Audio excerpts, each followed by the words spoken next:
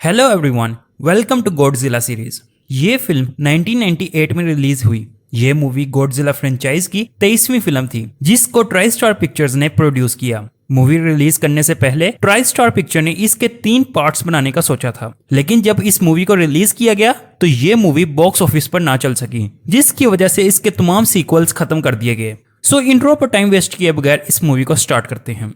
इस मूवी के स्टार्ट में दिखाया जाता है कि फ्रेंच पोलिनेशिया के जजीरे पर न्यूक्लियर टेस्ट किया जा रहा होता है और इस जजीरे पर बहुत सी छिपकलियां भी होती हैं। जब इस जजीरे पर एक बहुत बड़ा धमाका होता है तो उसके बाद एक अंडा दिखाया जाता है जो इस जजीरे पर मौजूद होता है। इस वाकये के 30 साल बाद साउथ पैसिफिक ओशियन में जापानीज लोग मछलियां पकड़ रहे होते हैं, तो इस शिप के कैप्टन को रडार में कोई चीज तेजी से इस शिप की तरफ आते हुए नजर आती है। तो वो चीज शिप से टकराती है और वो एक बहुत बड़ा मॉन्स्टर होता है जो शिप को तोड़ देता है। इसके बाद दूसरी तरफ दिखाया जाता है कि यूक्रेन में एक एनआरसी साइंटिस्ट डॉक्टर निक टेटोपोलस अपनी रिसर्च के लिए अर्थवॉर्म्स को इकट्ठे कर रहा होता है कि वहां एक हेलीकॉप्टर आ जाता है जिसमें यूएस स्टेट डिपार्टमेंट का ऑफिसर होता है जो निक को अपने साथ एक नए प्रोजेक्ट के लिए ले जाता है। दूसरी तरफ ताहिती में एक फ्रेंचमैन एक बुरे आदमी के पास हॉस्पिटल में जाता है जो जापानीज की शिप पर होने वाले हमले से बचने वाला एक ही शख्स था। जब फ्रेंचमैन उससे पूछता है कि उस रात तुम्हारी शिप पर किसने हमला किया तो वो शख्स डरते हुए एक ही नाम लेता है, गोजिला। निक को नए प्रोजेक्ट पर रिसर्च करने के लिए पनामा में भेज दिया जाता है जहां वो कर्नल हिक्स से मिलता है जो निक को एक सैंपल की तरफ लेकर जाता है और उसे ये सैंपल स्टडी करने के लिए कहता है। तो निक परेशान हो जाता है कि ये तो कोई सैंपल नहीं है बल्कि ये तो जमीन का हिस्सा ही है जो थोड़ी सी नीचे की तरफ दबी होती है। तो बाद में निक को पता चलता है कि ये तो किसी मॉन्स्टर के पांव का निशान था। इसके बाद हिक्स निक को एल्सी से मिलवाता है जो इस प्रोजेक्ट के लिए निक की बॉस होती है। निक अपनी बॉस और उसकी टीम के साथ जमैका में जाता है जहां उनको वही जापानीज शिप मिलती है जिस पर उस मॉन्स्टर के पंजों के निशान होते हैं। यहाँ कर्नल को वही फ्रेंचमैन मिलता है जो हॉस्पिटल में उस बुरे आदमी से मॉन्स्टर के बारे में पूछ रहा होता है। ये आदमी कर्नल को अपना नाम फिलिप बताता है और कहता है कि वो एक इंश्योरेंस एजेंट है और इस सीन का जायजा ले रहा है। तो कर्नल उसे यहाँ से जाने के लिए कहता है। तो इस दौरान निक को इस शिप पर किसी जानवर की स्किन का सैंपल मिलता है। जब हिक्स और उसकी टीम वापस अमेरिका की तरफ जा रही होती है तो निक उन्हें मिलने वाले सैंपल की मदद से बताता है कि इस तरह की स्पीशीज सबसे पहले फ्रेंच पोलिनेशिया में देखी गई हैं, जहां पर बहुत से न्यूक्लियर टेस्ट हुए और ये मॉन्स्टर भी उन होने वाले टेस्ट का ही नतीजा है।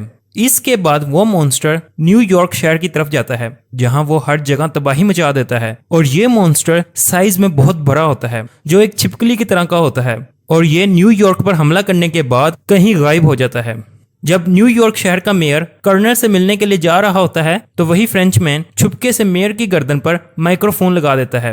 तो फिलिप और उसके लोग इस मीटिंग में होने वाली सब बातें सुनते हैं। इसके बाद निक कर्नल को एक प्लान बनाने के लिए कहता है कि कोई ऐसा तरीका हमें इस्तेमाल करना चाहिए जिसको देखकर वो मॉन्स्टर सुरंग से बाहर आ जाए। तो निक के कहने पर 20,000 पाउंड्स मछलियों को चारा बनाया जाता है। तो इन मछलियों की स्मेल से वो मॉन्स्टर बाहर आ जाता है और दूसरी तरफ कर्नल ने अपनी फौज तैयार कर रखी होती है और इस मॉन्स्टर के आते ही वो उस पर हमला कर देते हैं। तो मॉन्स्टर फिर से तबाही मचाते हुए वहां से गायब हो जाता है।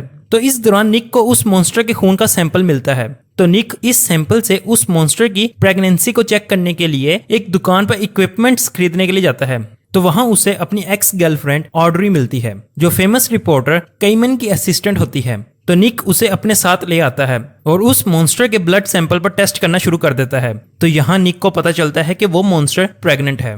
इस दौरान ऑड्री को एक वीडियो टेप मिलती है जिसमें उसी फ्रेंचमैन और बुरे आदमी की वीडियो रिकॉर्डिंग होती है जिसमें वो इस मॉन्स्टर को गोजिला कहता है। तो ऑड्री इस टेप को अपने साथ ले जाती है क्योंकि वो निक से मिलने नहीं बल्कि वो अपने फायदे के लिए आई होती है ताकि वो असिस्टेंट से रिपोर्टर बन सके।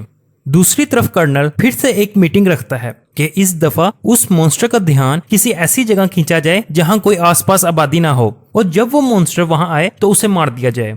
तो ये सुनकर निक मीटिंग में सारों को बताता है कि ये मॉन्स्टर बगैर किसी पार्टनर के प्रेग्नेंट है और ये मॉन्स्टर कहीं भी अंडे दे सकता है, इसलिए हमें उसका घोंसला ढूंढना चाहिए। तो ये सब बातें फिलिप सुन लेता है। तो इसके बाद फिलिप निक का बायोडाटा निकलवाता है। ऑड्री इस मॉन्स्टर पर उसी टेप की मदद से एक रिपोर्ट तैयार करती है, लेकिन वो रिपोर्ट कैमन चुरा लेता है और सारा क्रेडिट खुद ले लेता है। कैमन इस मॉन्स्टर को गॉडजिला का नाम देता है। तो ये रिपोर्ट आर्मी वाले भी देख लेते हैं। तो ये देखकर वो निक को काम से निकाल देते हैं क्योंकि वो समझते थे कि निक ने सारी इंफॉर्मेशन मीडिया को दे दी है।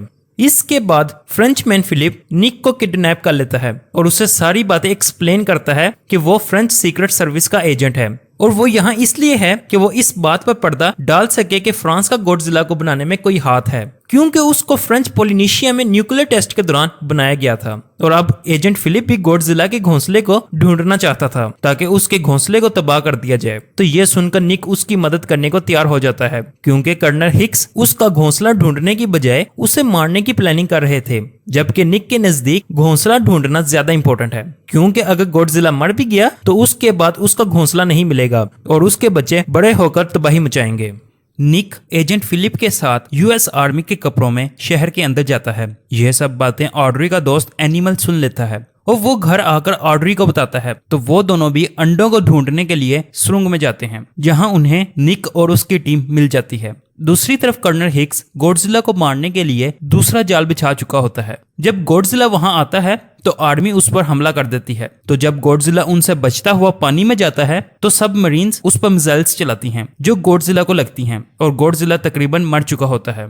वापिस सुरंग में निक को गॉडजिला का घोंसला मिल जाता है, जहां गॉडजिला ने तकरीबन 200 अंडे दिए होते हैं और इन अंडों से बच्चे निकलना शुरू हो जाते हैं और अंडों से निकलकर वो निक और बाकी लोगों पर हमला कर देते हैं। तो वो लोग उनसे बचते हुए स्टेडियम के ब्रॉडकास्ट बूथ में जाते हैं, जहां से वो लाइव न्यूज रिपोर्ट भेजकर मिलिट्री को अलर्ट करते हैं। तो मिलिट्री वाले उन्हें मेल के जरिए 6 मिनट का वक्त देते हैं कि उस बिल्डिंग को खाली कर दो वरना सब मारे जाओगे। तो वो सब बड़ी मुश्किल से जान बचाते हुए वहां से भाग जाते हैं। तो उनके निकलते ही एयरफोर्स स्टेडियम पर मिसाइल छोड़ देती हैं और सारा स्टेडियम तबाह हो जाता है और स्टेडियम में मौजूद गॉडजिला के सारे बच्चे मर जाते हैं। तो अचानक से गॉडजिला जमीन के नीचे से निकलता है और अपने बच्चों को मरा हुआ देखकर गुस्से में आ जाता है और वो निक और बाकी लोगों के पीछे पड़ जाता है। तो निक उसे ब्रिज की तरफ ले जाता है, जहां गॉडजिला स्टील की केबल सस्पेंशन में फंस जाता है। तो मौके का फायदा उठाते हुए 3 F-18 जहाज गॉडजिला पर मिसाइल से हमला करते हैं। तो गॉडजिला जख्मी होकर जमीन पर गिर जाता है और वही मर जाता है और गॉडजिला को मरा हुआ देखकर सब खुशियां मनाने लग जाते हैं। तो फिलिप वहां से गायब हो जाता है और बाद में फोन पर निक को उसका साथ देने के लिए शुक्रिया अदा करता है। इस मूवी के एंड पर दिखाया जाता है कि एक अंडा गॉडजिला का बाकी रह जाता है, जिससे गॉडजिला का बच्चा निकलता है और यहीं पर यह मूवी खत्म हो जाती है।